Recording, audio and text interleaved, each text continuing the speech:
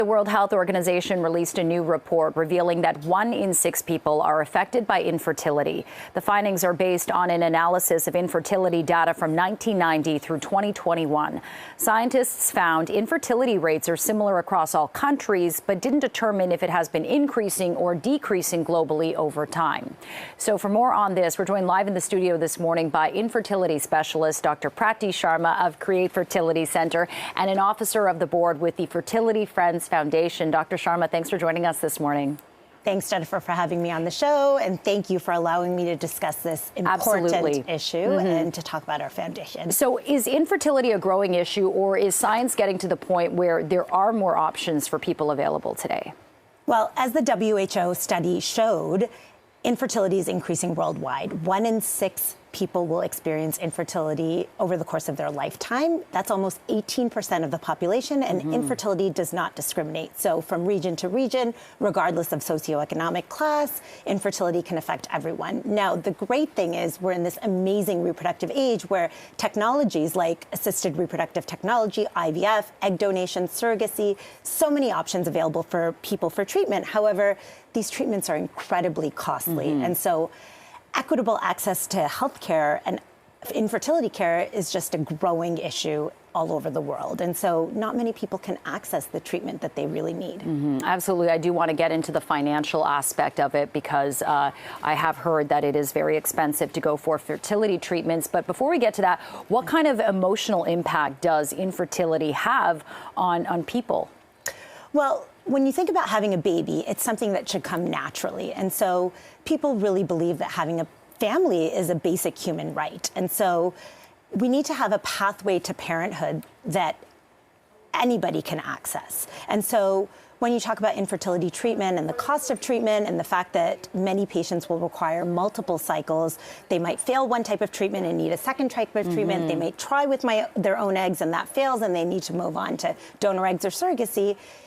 It becomes very taxing. It can cause psychosocial issues, mental issues, physical issues, financial issues, and it really affects a patient's well-being. Yeah, and I'm sure it must also have a play on a person's relationship with their partner as well. And you talk about the grueling process, how taxing it can become.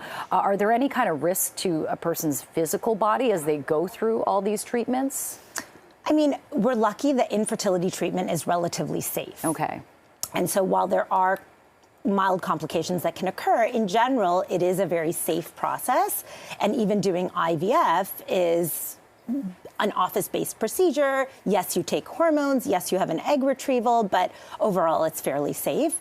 I think it's really more the risk of failure and the fact that patients put all of their eggs in one basket. Yeah, literally and figuratively. Exactly. And they're really hoping to come out with a baby. And when it doesn't work and they need to move on to another type of treatment, another cycle, as you said, it causes mental stress and, you know, they want to have their family like we all do. Okay, turning back to the financial aspect, you're a doctor. What is kind of the prices you've seen from a person having one infertility treatment to several? Yes. Give us a ballpark range of how much this can cost. So infertility treatment can range across lots of different, options. And so all those different options have different costs associated with them. But I would say the average IVF cycle costs anywhere between $10,000 and $25,000. And you can imagine if you need multiple cycles to achieve pregnancy, this is almost your annual household income. And so many patients can't access that type of treatment because they just don't have the funds to pay for it. Okay, and let's talk about Fertility Friends Foundation. You do some work with them and they help people on their journey. What are they doing to help people in this space? Yes, it's really been my honor to be part of this foundation.